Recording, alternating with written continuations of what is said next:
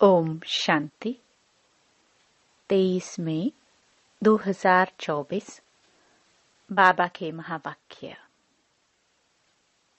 मीठे बच्चे, तुम्हें कभी भी विघ्न रूप नहीं बनना है। अंदर में कोई कमी हो तो उसे निकाल दो। यही समय है सच्चा हीरा बनने का। प्रश्न: किस बात की डिफेक्ट आते ही आत्मा की वैल्यू कम होने लगती है? उत्तर: पहला डिफेक्ट आता है अपवित्रता का। जब आत्मा पवित्र है तो उसकी ग्रेड बहुत ऊंची है। वह अमूल्य रत्न है, नमस्ते लायक है। इम्प्योरिटी का थोड़ा भी डिफेक्ट वैल्यू को खत्म कर देता है। अब तुम्हें बाप समान एवर प्योर हीरा बनना है। बाबा आया है तुम्हें आप समान पवित्र बनाने। पवित्र बच्चों को ही एक बाप की याद सताएगी। बाप से अटूट प्यार होगा। कभी किसी को दुख नहीं देंगे। बहुत मीठे होंगे। ओम शांति। डबल ओम शांति भी कह सकते हैं। बच्चे भी जानते हैं और बाप दादा भी जानते हैं। ओम शांति का अर्थ है मैं आत्मा शांत स्वरूप हूँ और बरोबर शांति के सागर, सुख के सागर, पवित्रता के सागर बाप की संतान हूँ। पहले पहले है पवित्रता का सागर।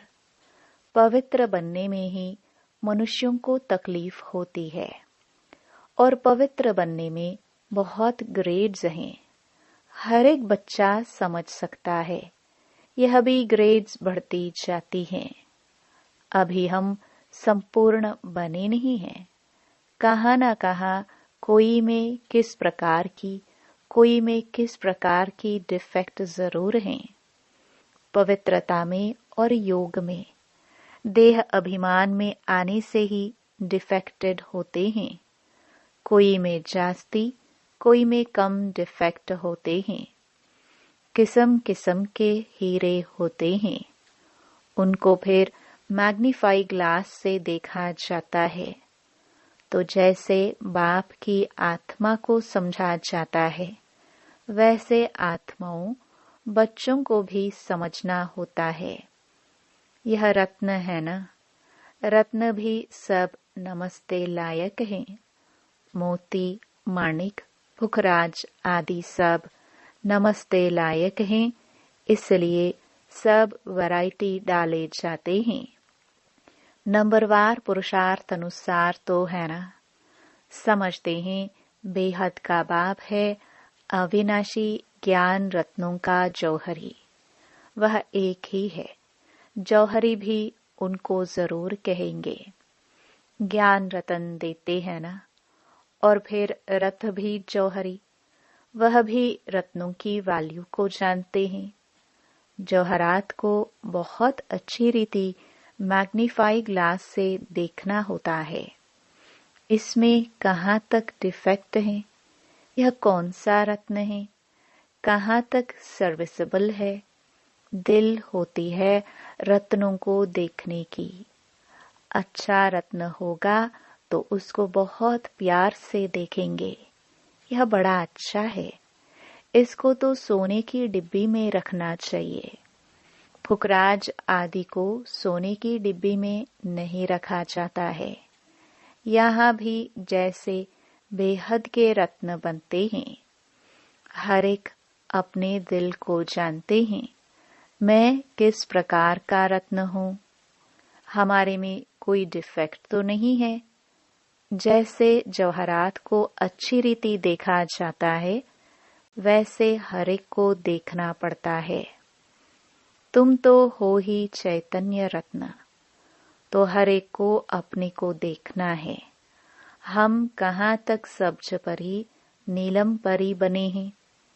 जैसे फूलों में भी कोई सदा गुलाब, कोई गुलाब, कोई कैसे होते हैं। तुम्हारे में भी नंबरवार हैं। हर एक अपने को अच्छी रीति जान सकते हैं। अपने को देखो, सारा दिन क्या किया, बाबा को कितना याद किया। यह भी बाबा ने कह दिया है कि गृहस्थ व्यवहार में रहते हुए बाप को याद करना है। बाबा ने नारद को भी कहा, अपनी शक्ल को देखो।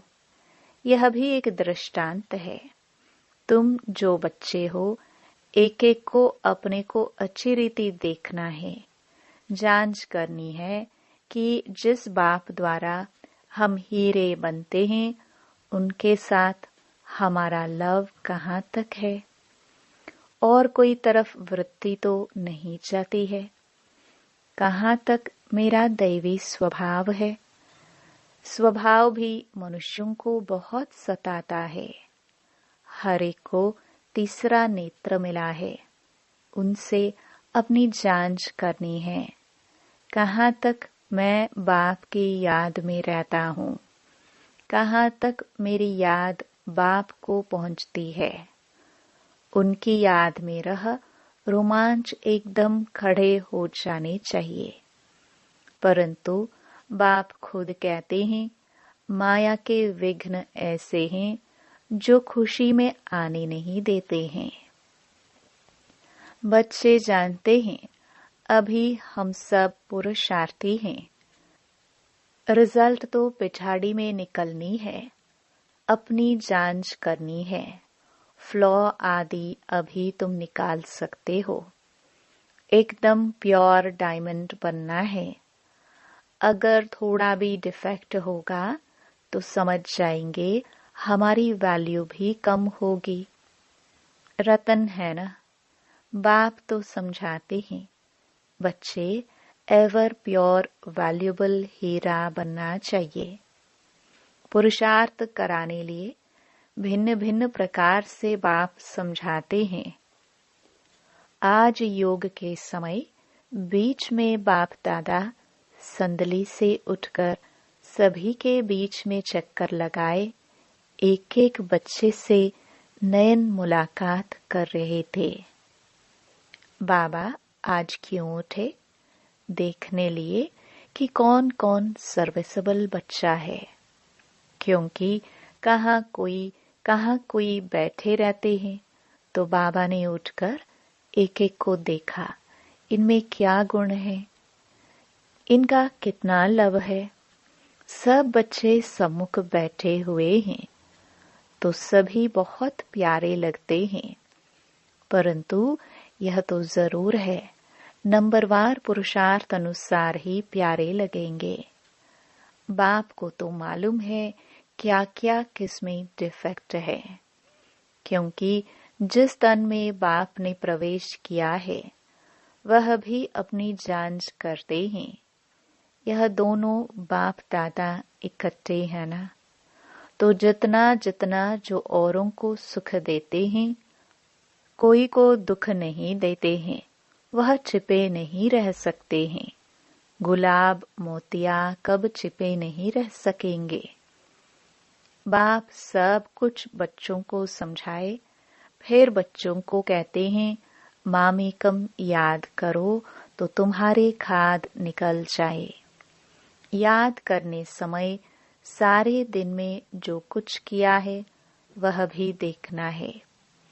मेरे में क्या अवगुण है जो बाबा की दिल पर इतने नहीं चढ़ सकते हैं। दिल पर सो तख्त पर। तो बाप उठकर बच्चों को देखते हैं, हमारे तख्त के वासी कौन कौन बनने वाले हैं। जब समय नजदीक आता है तो बच्चों को झट मालूम पड़ जाता है हम कहाँ तक पास होंगे। नापास होने वाले को पहले से ही मालूम पड़ जाता है कि हमारे मार्क्स कम होंगे। तुम भी समझते हो हमको मार्क्स तो मिलने हैं। हम स्टूडेंट हैं, किसके? भगवान के। जानते हैं वह इस दादा द्वारा पढ़ाते हैं, तो कितनी खुशी होनी चाहिए। बाबा हमको कितना प्यार करते हैं, कितना मीठा है।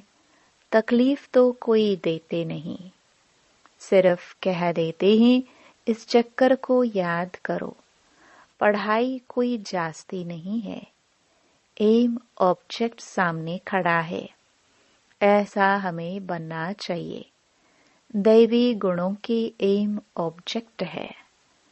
तुम दैवी गुण धारण कर इन जैसा पवित्र बनते हो, तभी माला में पिरोए जाते हो।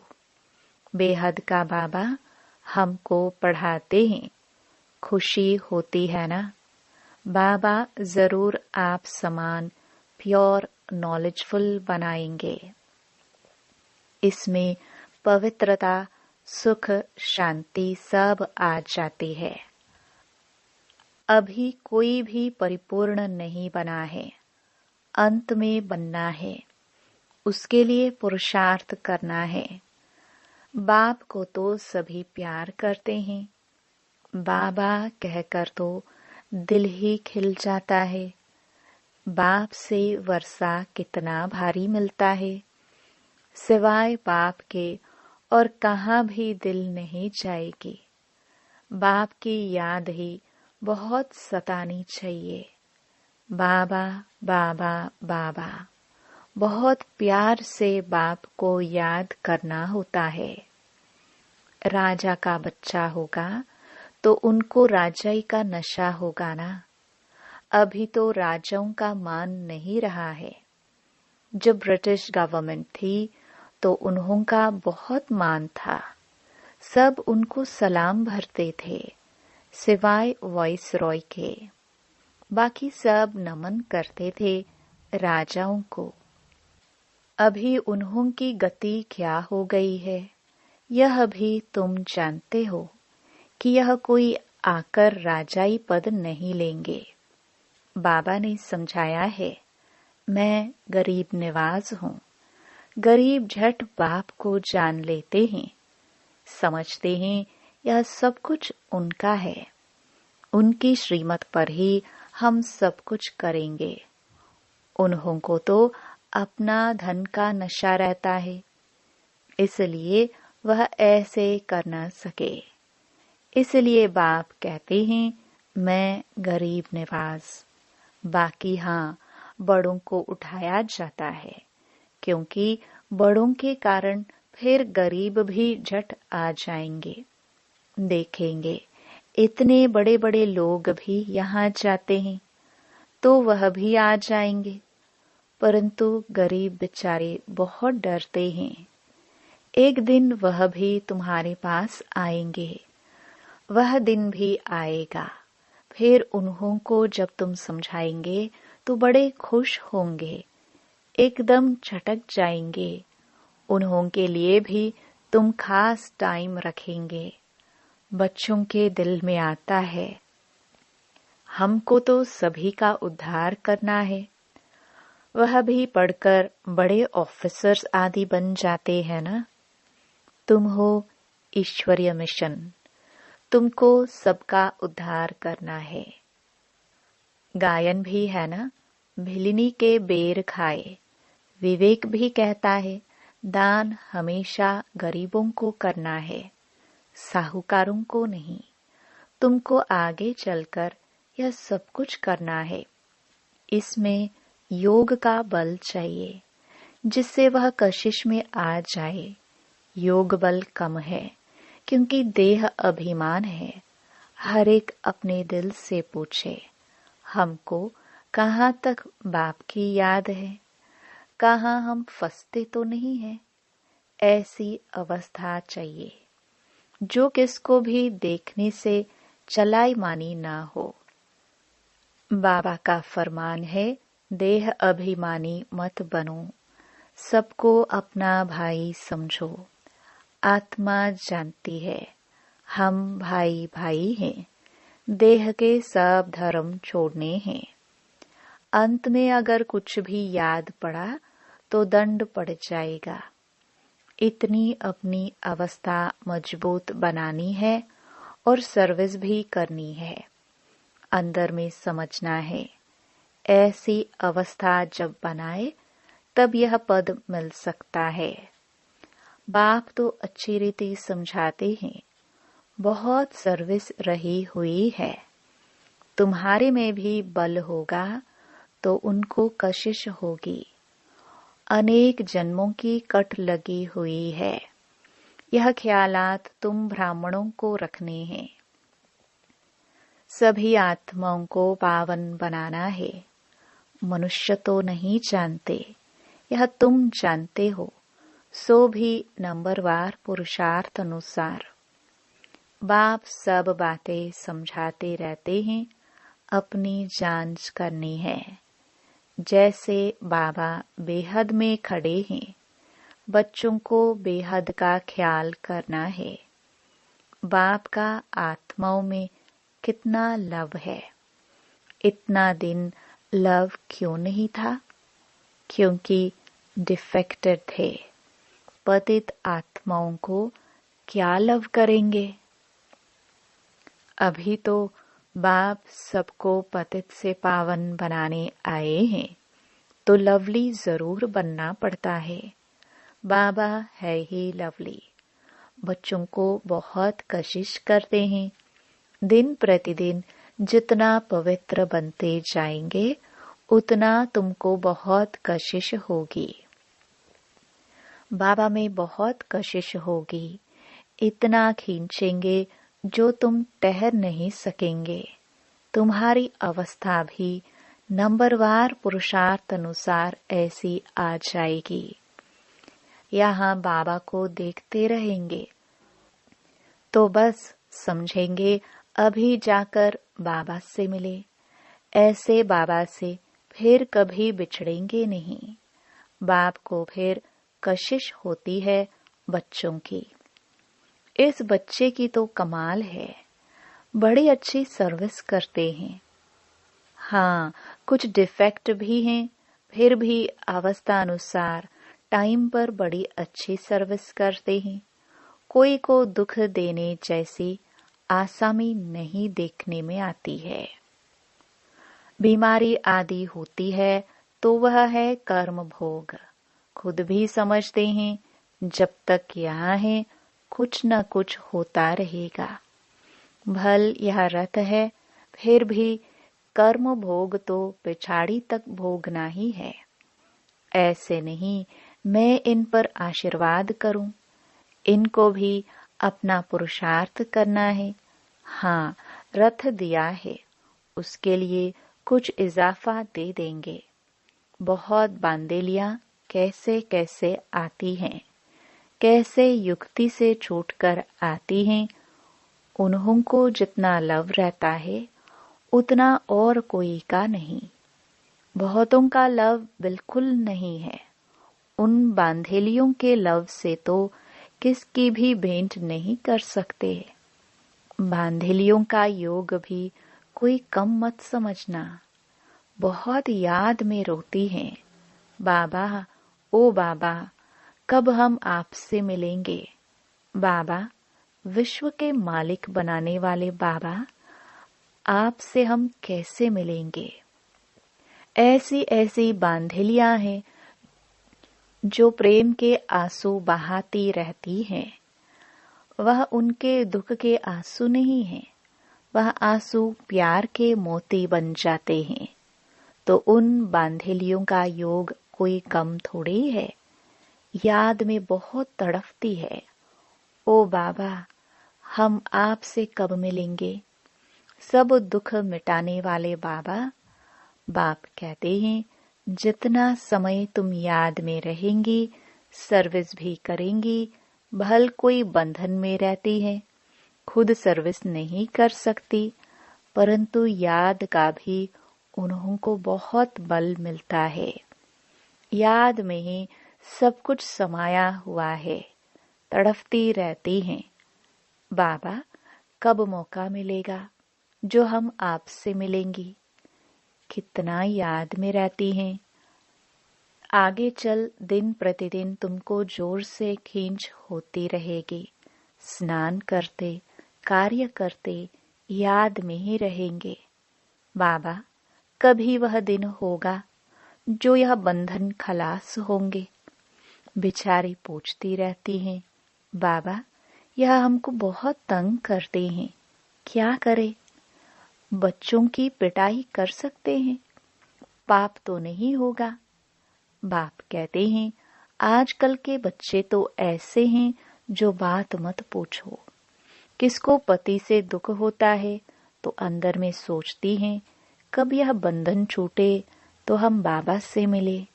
बाबा, बहुत कड़ा बंधन है, क्या करे? पति का बंधन कब छूटेगा? बस बाबा बाबा करती रहती हैं। उनकी कशिश तो आती है ना, अब लाई बहुत सहन करती है। बाबा बच्चों को धीरज देते हैं। बच्चे, तुम बाप को याद करते रहो तो यह सब बंधन खत्म हो जाएंगे। अच्छा, मीठे मीठे सिखिलदे बच्चों प्रति माता पिता बाप दादा का याद प्यार और गुड मॉर्निंग। रूहानी बाप की रूहानी बच्चों को नमस्ते। धारणा के लिए मुख्य सार। पहला, अपनी जांच करनी है कि हमारे में कोई अवगुण तो नहीं है। कहाँ तक हमारी याद बाप तक पहुंचती है? हमारा स्वभाव दैवी स्वभाव है, वृत्ति और तरफ भटकती तो नहीं है। दूसरा, ऐसा लवली बनना है जो बाप को कशिश होती रहे, सबको सुख देना है, प्यार से बाप को याद करना है। वरदान, साथी को सदा साथ रख सहयोग का अनुभव करने वाले कंबाइंड रूपधारी भव। सदा आप और बाप ऐसे कंबाइंड रहो जो कोई भी अलग न कर सके। कभी अपने को अकेला नहीं समझो। बाप दादा अविनाशी साथ निभाने वाले आप सबके साथी हैं।